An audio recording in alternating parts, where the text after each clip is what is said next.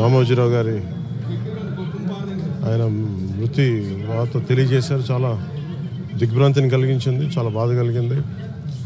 ఎందుకంటే నేనేం కోరుకున్నానంటే ప్రమాణ స్వీకారం తర్వాత వచ్చి వారికి కలవాలని అనుకున్నాను.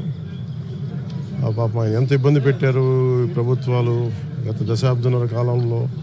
పాపం ఆయన తట్టుకొని ప్రజలకి చైతన్యం చేసి ఆయన అండగా నిలబడ్డారు.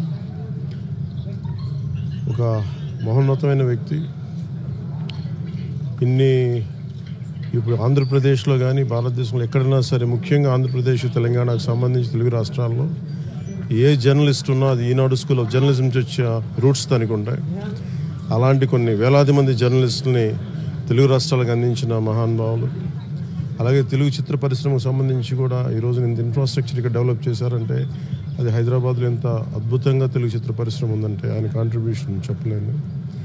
ఇలాంటి చేస్తున్న వ్యక్తిని ప్రభుత్వాలు గత 15 సంవత్సరాల్లో చాలా ఇబ్బంది పెట్టినాయి. వాటన్నిటినీ తట్టుకొని ఆయన్ని ఇబ్బంది పెట్టిన ప్రభుత్వాలు ఈరోజు లేవు. ఆ విజయం ఆయనకి తెలియజేయాలని అనుకున్నాం, చేసి లోపల దురదృష్టం ఇలా జరిగిపోయింది.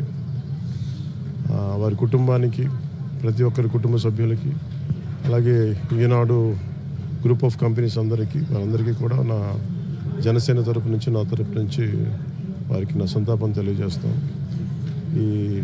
ఈ సమయంలో మీ అందరికీ ఆ భగవంతుడు వారి కుటుంబ సభ్యులకి అండగా ఉండాలని కోరుకుంటూ సెలవు.